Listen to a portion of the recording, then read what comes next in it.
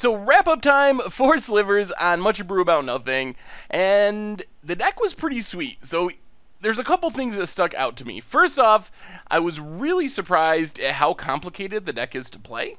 When I think of Slivers, I think of Merfolk or Goblins, some sort of straightforward linear aggro deck. Obviously, Slivers is more complicated just because of its mana base, and that's the biggest thing that makes it complicated. So there were definitely some times where I got punished for not mulliganing more aggressively for better mana. So I really think after playing a few games, you really want and maybe even need a 5-color land, so a Sliver Hive or a Cavern of Souls or an Ether Vial in your opening hand, or at least in most opening hands. There might be some exceptions. If you have green mana and just like 4 Predatory Slivers or something, maybe you can get there with that. But there were definitely times that we got punished for our mana base and for not aggressively mulliganing into better mana. And then there's some just really complicated decisions that I think the more you play this deck, the more natural they become. You have these choices between like Mana Weft Sliver on turn 2 or a Sliver Lord on turn 2. And you have to immediately make a decision of like what mode you're going into. Like, how important is it to get in early damage in the matchup? Is it better to play the Mana Sliver and play 2 Slivers the following turn?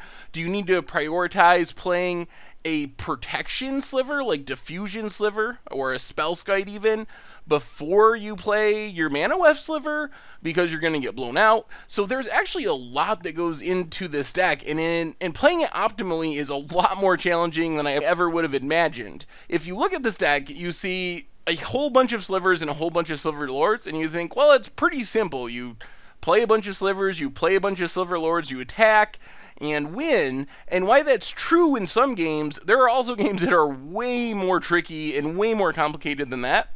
So I feel like this is the kind of deck that you actually need to get in a lot of reps with to play really well. As far as the power level, it feels like the power level is potentially there to be a really strong deck. And Adam Bowman, who plays this deck and has apparently been playing this deck for years and consistently puts up good performances on the SCG level, shows that you can be successful with this deck.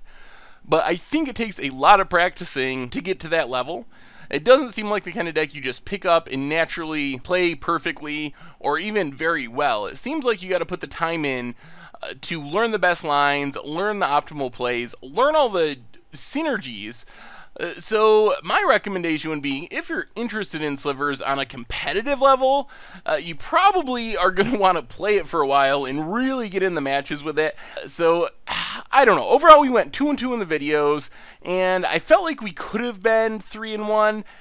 I'm pretty sure the game we lost to Jund, to the Damnation, that there likely was a way that I could have played that better by holding some stuff back in my hand, which would have maybe allowed us to win post-Damnation. But I'm not 100% sure. I'm going to have to watch it again and try to see. So the deck seems powerful. If you're going to play it, put in your reps and really learn it, because there's a lot going on, and it's not something you just sit down and play perfectly. And maybe add a little more interaction somewhere in the 75. Anyway, make sure to check out the website, mtggoldfish.com. Let's take a minute, click the like button, the subscribe button. It'll keep you up to date on all the latest and greatest in video content from mtggoldfish.com. Plus, it's a big favor to us. So thank you very much for watching our 5-color Sliver, Much Abrew About Nothing, and I will talk to you soon.